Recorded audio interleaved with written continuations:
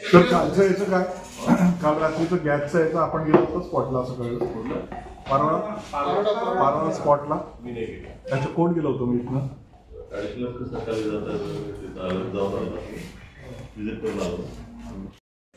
दगड करतो वाटतं.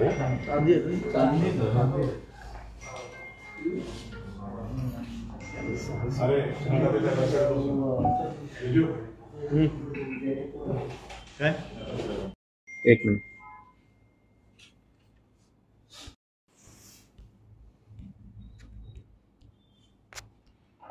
रामानंद पोलीस स्टेशनचं डिटेक्शन स्टाफनी 2 टोलींना पकडण्यात आलेलं आहे.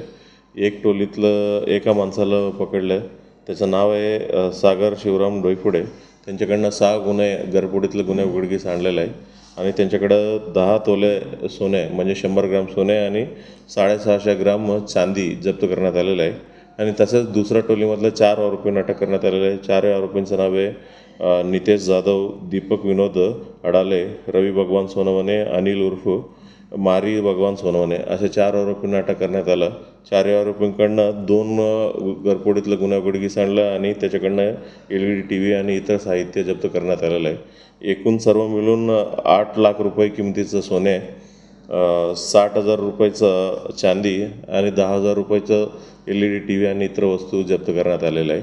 ही जे आरोपीचं विरोधात जुने गुन्हे देखील आहेत आणि एका आरोपींच्या विरोधात जे नितेश जाधव आहे MPDA कारवाई करण्यात आलं होतं. आत्ताच ऑक्टोबरमध्ये तो बाहेर पडले होते.